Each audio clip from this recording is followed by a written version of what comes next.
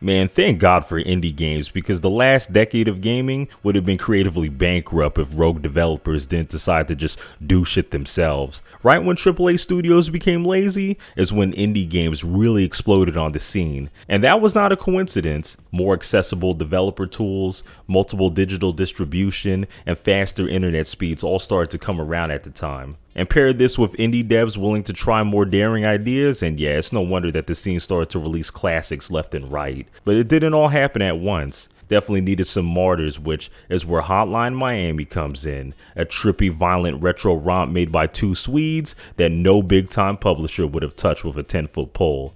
Their mistake though, as this game would go on to not only be a massive success, but also go down as one of the most influential games of the decade. Also put Devolver Digital on the map and gave them credibility as a publisher worth a damn. Yeah, this game is a testament that you could do a lot with a little, proof that good gameplay and aesthetics can go a long way.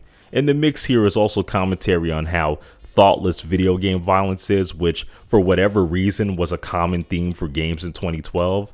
Little nugget for the analytical types there, which we'll get more into later. Also the sequel, which is pretty good, but nowhere near as good as the first for a variety of reasons that we'll also get into. For now, what's up with our mass murderer here and the trail of bodies left behind?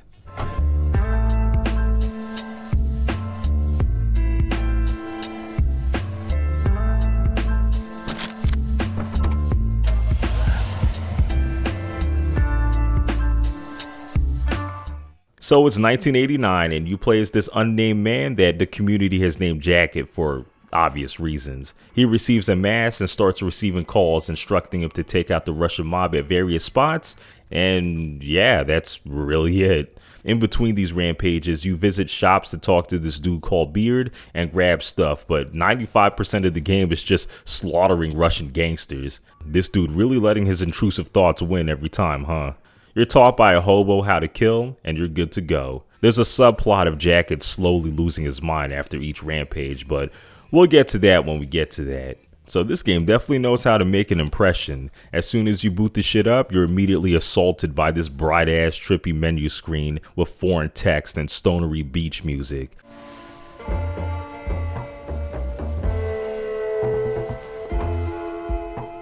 Automatically, you know you're getting into a trip, and when you get into the game proper, it doesn't disappoint. Probably need a damn epilepsy warning or something, because despite the pixelated graphics, there's a lot going on. Lots of flashing colors, blinking lights, moving text, a shaking camera, and a whole lot of gore that would make a grindhouse film blush. It's a lot for the senses. Would hate to trip playing this. I'm sober as hell, and this already feels like one big drug-fueled nightmare. Something that's accentuated by the off-kilter droning music when Jacket is back to his crib after every mission.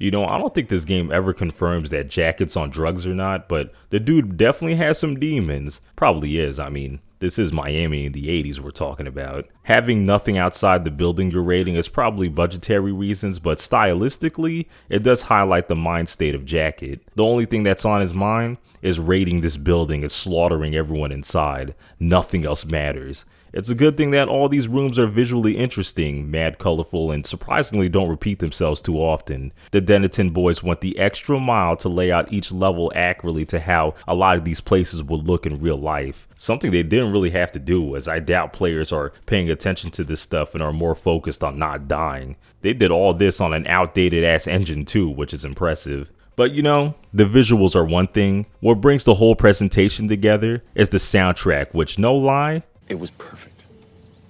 Perfect. Everything, down to the last minute details. This is one of the best soundtracks in gaming. Easily.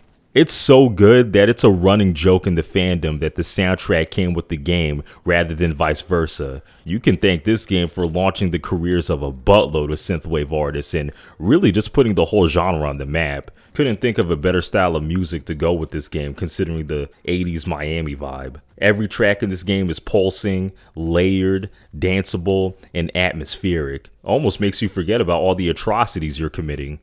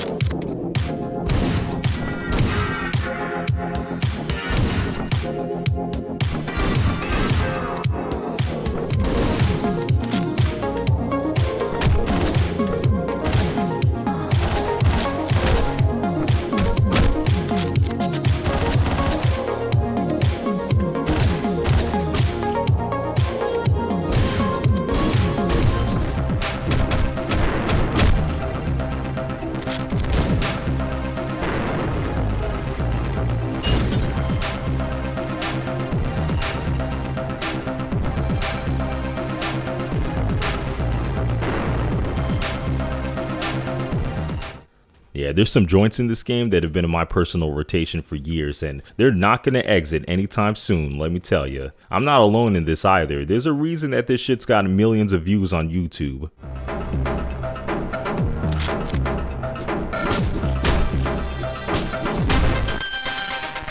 Oh, no.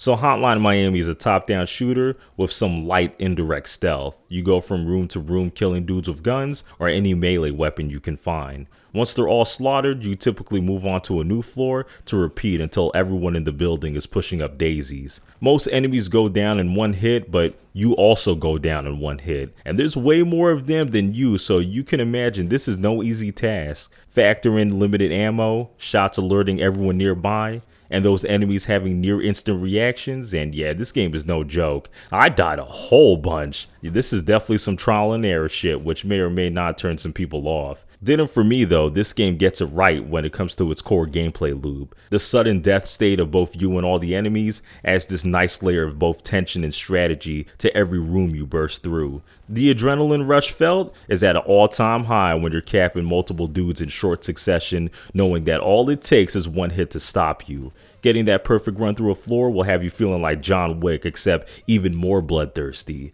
Controls feel fluid and mad responsive, all the guns sound meaty, and there's no load time, so when you die, you're right back in that bitch. And let's face it, as psychopathic as it sounds, there's something cathartic with the amount of bodies you're able to pile up. Especially at the end of each level when you're forced to walk back to the car in silence and soak in all the carnage you've inflicted. You're like, damn, I did all this?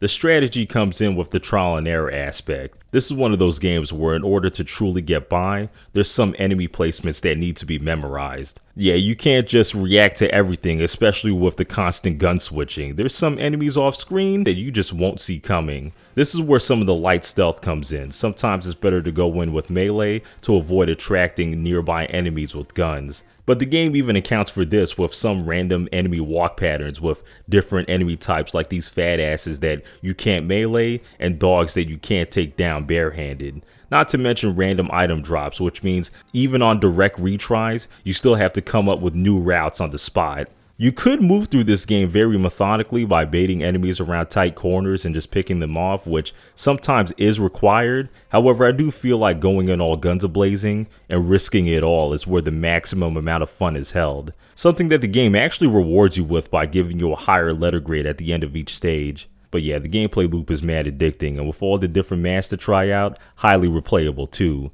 Each mask has different quirks that makes the game a bit easier, such as this tiger mask that grants you lethal fists, or this pony mask that silences your guns, and allows for even more ways to tackle these levels on repeats. Really, the only thing that I flat out dislike about this game are the bosses. This is where the deaths in this game actually start to feel cheap. How you defeat these guys is also vague as hell. I remember playing through this game years back, not knowing for the life of me how to defeat this katana chick. This is only a minor gripe though, as there's only like 4 bosses in this game. The vast majority of this game is this, which never gets old. The game asks you if you like hurting people, and it's like, well shit, not in real life, but in this game, hell yeah. It's not my fault that it's been thoroughly designed to be stimulating. If you wanted me to be introspective about my actions, maybe don't put in a high score. I'm only half joking, as I do understand the purpose. The rush of it all is meant to disassociate the player from all the bodies being piled up. The loud music, the flashing lights, and high-stress gameplay are all meant for you to suppress any thoughts of introspectiveness and tap into your animal instincts.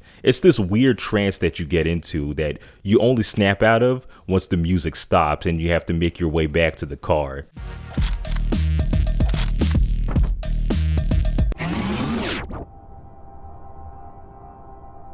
And it's a confusing way back too. It's crazy how much of a level you have mapped out when you're going through it killing, only to forget it all when you're making your way back in silence. And this is just one aspect of Hotline Miami showing how thoughtless video game violence can be, and without any dialogue, mind you. With dialogue, you got these phone calls from these anonymous people between each mission that almost don't matter. The quote-unquote instructions they give you are so vague and nonsensical that it feels like the game is baiting you to skip these. Like, these whole messages can be blurred, and the player in jacket would still get the gist. And this just highlights how bloodthirsty the player in jacket is. We're really just out here looking for a reason. However, it's not like Jacket is a complete psychopath. He does feel disgust after downing a homeless guy, and even saves some drug addict chick from the mob. It's also clear that all the killings are fucking with his psyche a bit, as he starts seeing hallucinations of the people he's killed. At least that's what I was thinking until the revelation later. Yeah, so from this point on, I'm going to be talking about some spoilers. It's pretty tough to talk about this game holistically without getting into some of them, so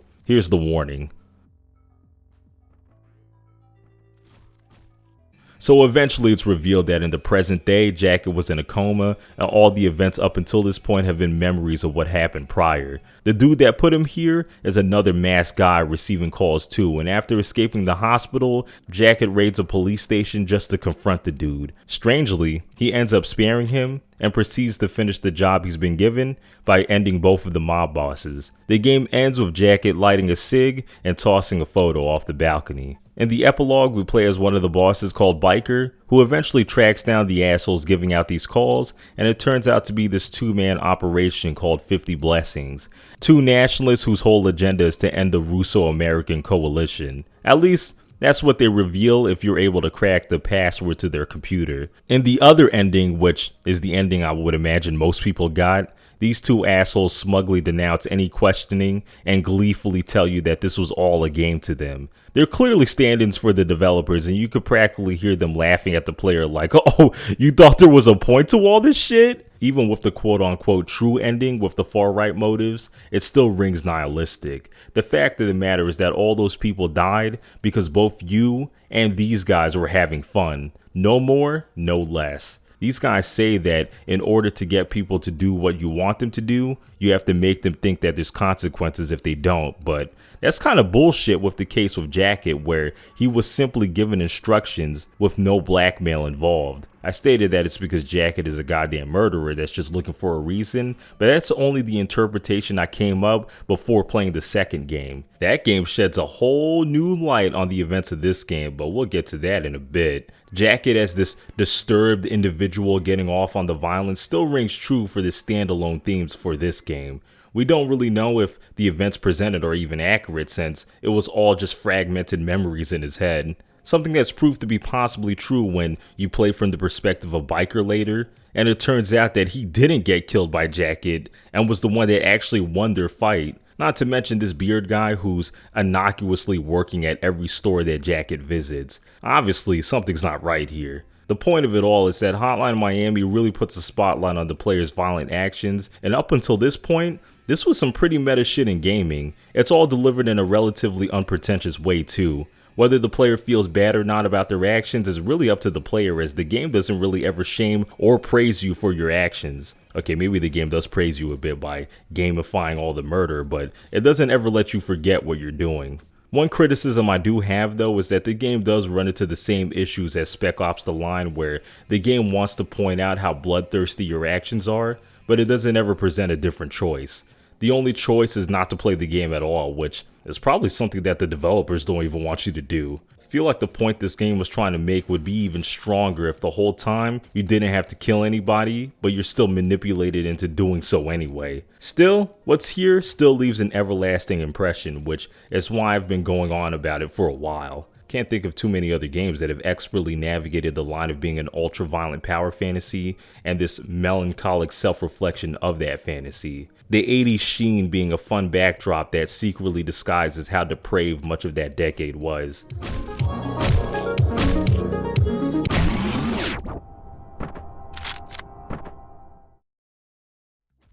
So yeah, that's Hotline Miami, one of the best indie games of all time, and a game that's been amongst my personal favorites for a while now. It just hits all the right notes. Looks great, plays great, the soundtrack's incredible, and there's a broader point to be made with its themes. Haven't said anything too unique to those that have played this, but I hope that I was able to sell this game to those that haven't. Anyway, that's all I gotta say about this one. On to the next one.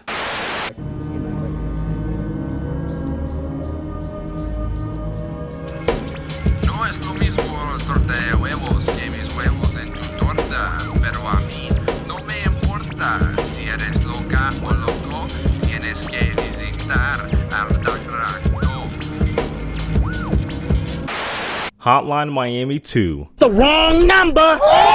Can't be the only one that's made this joke. So yeah, Hotline Miami 2 came 3 years after the first, and it is nowhere near as critically acclaimed. And the reason for that is simple. The gameplay isn't as fun, and the story is a lot more abstract this time around. Instead of following Jacket after the last game, this game sees us playing as 9 different characters that are all tangentially related to the events of the first game. Yeah, 9 different points of view, all told in 3 different time periods in non-sequential order. This might have been too much for some, and I'm not gonna lie, it took me a minute to get behind this one. Apparently this game was originally supposed to be DLC for the first game, but the Dennaton boys got a little carried away with all the ideas they had. And yeah, you feel that shit, this is a much bigger beast with a scattered focus. Some of it is pretty great, and other parts, they probably should have just scrapped, but we'll get into all this in a few. For now, what the hell is this one about?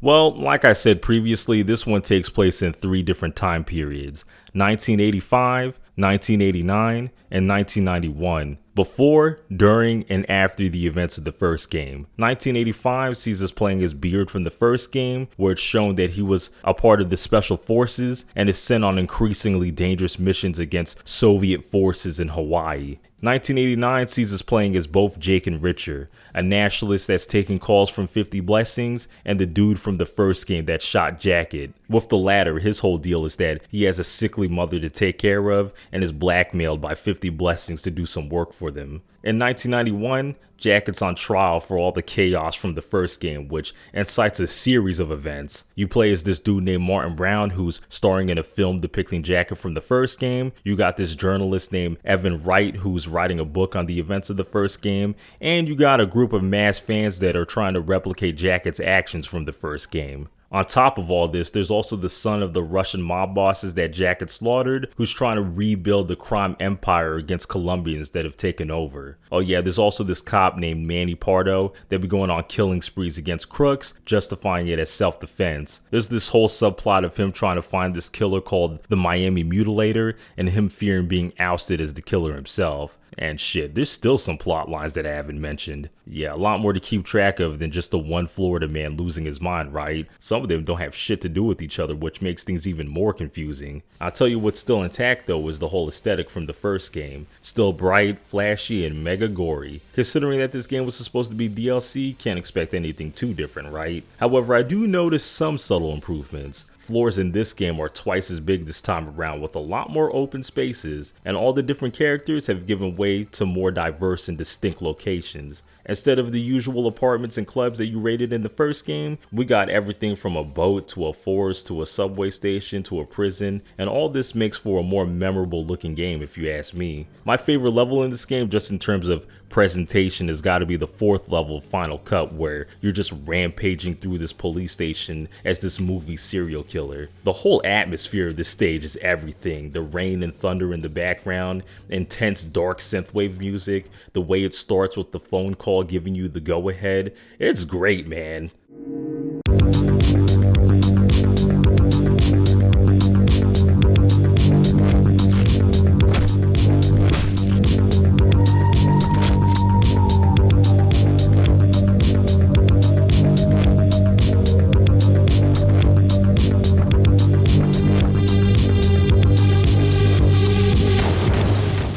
All of these subtle improvements, but I'll tell you what's clearly better. It's this goddamn soundtrack. I hate to reuse the same clip, but It was perfect. Perfect. Everything. it's unfucking real how good the music in this game is.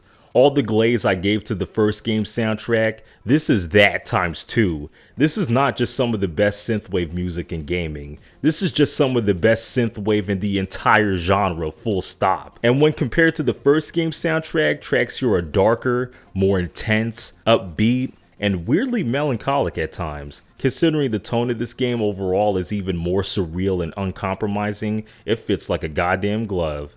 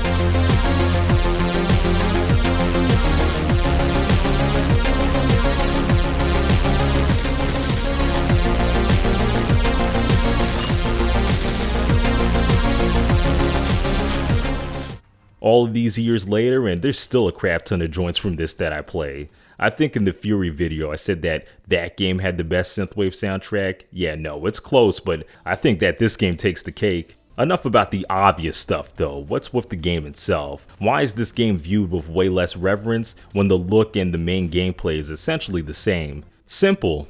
The level design sucks ass. Like, it's to the point where I was wondering if this was actually made by Dennaton and not some fans. You know how in Hotline Miami 1, most of the levels were condensed with tight hallways and small interconnected rooms everywhere? It allowed for snappy, more reactive action where you can not only rack up combos quick, but scope out a whole floor and plan accordingly. For whatever reason, this game abandons this for these sprawling ass maps with enormous rooms, wide hallways, and windows out the ass. Now immediately, you would think, oh, bigger maps, that means more ways to go about things. Except there's more enemies in this game. They still have near instant reactions and near perfect aim. And now, they have crazy visibility not being locked in small rooms, which means what often happens now is that you'll be killed by some random shots off screen, which almost always feels like some bullshit. This happened a little bit in Hotline Miami 1, but not to this extent. Maps are so large that even your far away vision can't scope out everything beforehand, which means how you go about these levels is way more restrictive. No more going in all guns a-blazing, racking up combos. Can't risk it. Instead, you're going to be stopping every 3 seconds to zoom around you and pick off guys from a distance. And when you don't do this, it's relying on the old baiting enemies to a certain spot to pick them off safely. Didn't know I was playing peekaboo here. Yeah, no, this pussy ass style of playing that this game pushes you into is nowhere near as fun, and frankly, doesn't even match the tone of the game. For whatever reason, the score system is still the same too, where you get more points for playing bold and aggressive, but I don't see how you would here unless you memorize every enemy placement on some speedrunner shit. The added spaciousness has really disincentivized melee use, which is another thing that I really don't like. Can't get close to shit without getting shot up, not to mention they increase the time it takes to kill grounded guys, which is a change that I still don't get. Mass perks are only on certain characters and certain levels now, which means there's even less replayability here, and some of these levels just straight up deny you using multiple weapons for no good reason. These Evan Wright levels where you're only knocking bitches out, now these make sense since he's only a journalist and not a bloodthirsty murderer like the rest, and if you push him, you can play the usual way anyway. These beard levels don't have that option though, and I don't know why. You're a goddamn soldier raiding military bases, why the fuck are you forced to just use one other weapon and a knife? Like, I'm trying to think thematically what was the reason for this, but I can't think of anything. If you were to run out of ammo in this situation, wouldn't you just pick up the enemy's weapon and use that? Feels incredibly arbitrary that you can't do that here, and the sudden shift of having to now worry about conserving ammo feels so out of place. Nah, I'm sorry, these beard levels are straight booty. It's not just about being limited with your weapon usage. Pretty much everything I've complained about so far are put on blast with these levels. Extremely open, mad restrictive, infested with wandering enemies, and just a massive slog to go through overall. I've never been fat phobic in my life, but man, this game is really pushing me over the edge with these guys that they insist on putting everywhere this time around. I guess to sum up my gripes, I'm not fucking with the design philosophy for this one. Sure, levels are bigger and more detailed, but nothing about them have been adjusted to keep up. Both Hotline Miami's in a sense are puzzle games in that you need to figure out a path to efficiently wipe out a floor. Hotline Miami 2, there's often only two real paths forward. Hotline Miami 1 offered way more improvisation, and the focus on reactive gameplay is what made it all click. Reason why I think it's the much better game of the two. Can already see the get good crowd coming from the horizon telling me skill issue, even though Hotline Miami 1 is hard as fuck too, and I have no issues with the difficulty there. I actually think I died more in that game now that I think about it, but I digress. It's a good thing that this game has much more going on than its gameplay though. Another aspect of this game that many were mixed on was the story and how this game is just constantly jumping around different viewpoints and time periods. And initially, I was with the naysayers thinking that all this was pretentious and convoluted for no good reason, but then I replayed this game, really sat with where all these storylines went and what this game was trying to get across, and yeah, nah, this shit is great. This game recontextualizes all of Hotline Miami 1 while also continuing the themes of it in a brilliant way. On the surface, most of these new characters seem like failed replacements for Jacket from the first game, but then you realize that some of them are literally stand-ins for the types of players coming from the first game. The fans, obviously, with the same mass, all trying to recreate Jacket's actions from the first game simply because they thought it was badass. This Jake dude that loves slaughtering Russians in the name of protecting America when in reality he's just a massive bigot. And this Evan Wright guy that's way too invested in piecing together the events of the first game, and despite sinking an unhealthy amount of time connecting the dots, still couldn't see where all the violence was leading to. The consequence for all of their romanticization being a quick, uneventful death. The devs here pretty much taking jabs at those that were just looking for more of the same. Some of the other characters in the mix are mostly here to shed lights on the events of the first game. We're shown that Beard, the shop guy from the first game, used to be a squad mate with Jacket, and it actually saved his life back then, which is why he's portrayed so nice and welcoming in Jack's weird comatose from that game. It's shown that the picture he threw off the balcony is most likely this one, which hints that maybe the whole reason that Jacket took on this quest of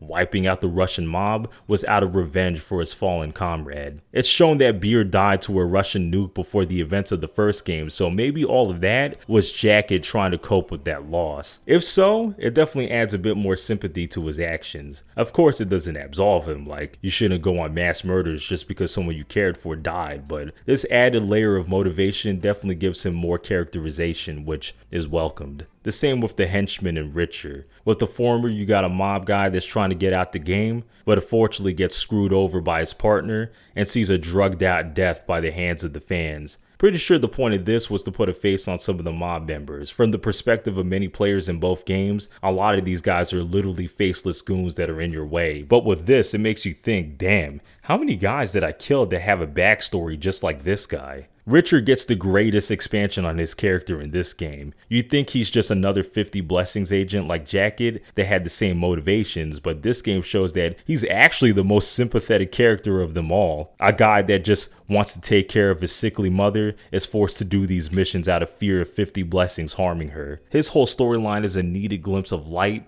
and hope versus the darkness and chaos that envelops this world. On the other side of the spectrum though, we got the son, who has damn near no redeeming qualities and is probably the most bloodthirsty person in this whole game. He's the son of the Russian mob bosses that Jacket capped in the first game, and his whole thing is trying to rebuild the Russian mob against the Colombians that have taken over. Considering that this is 1991, I can't help but feel like his whole story is a meta-narrative of the Soviet Union trying to hold on to their power, but eventually collapsing. Here, the son does succeed in wiping out the Colombians. However, it all goes to shit due to him indulging in way too many drugs and going through this nightmare LSD trip, massacring everyone around him. Great level, by the way. The visuals here were pretty cool, especially the boss battles against these hellish versions of the fans.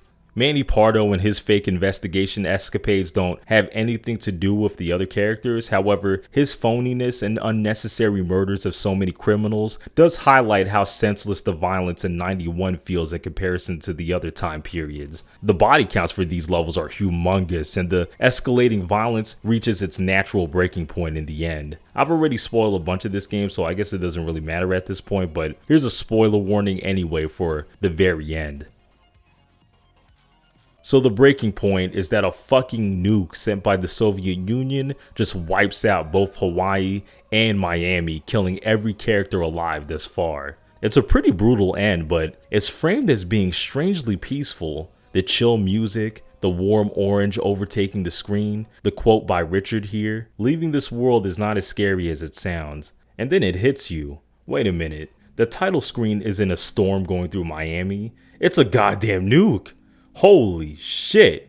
Every time you turned on this game, it was warning you of the inevitable damnation all these characters would face. And then from here, all the messages that this game was trying to convey become pretty clear. The dangers of misguided patriotism, how escalating violence leads to total annihilation, and the fact that oblivion will come for us all, and that we should probably spend our lives enjoying it with those that we love. At least, that's what I got from all this.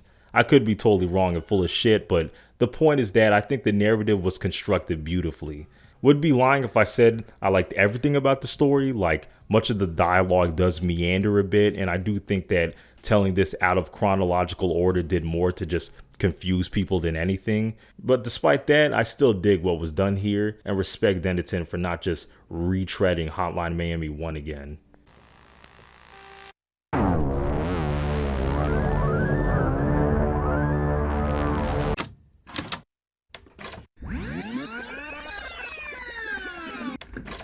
So yeah, that's Hotline Miami 2. One of the great games that I never liked to play. The music, the look, and the story are all phenomenal. If only the gameplay was similar to Hotline Miami 1. If they maintained the same way they designed the levels in that game, oh man, this would be even better than the first game. Alas, they fell into the bigger is better mindset and shit got fucked up along the way. I still think that this game is great though, and I would still recommend it to those that enjoyed the first, because you never know, maybe some of y'all actually prefer how this one plays. For those that haven't played either, well, get on that, because these are some of the most unique indie games around. You can cop both games on damn near everything for like $5, so there's like no excuse. Anyway, that's all I gotta say here. If you like this video, do the usual stuff to help it out in the algorithm, and until next time.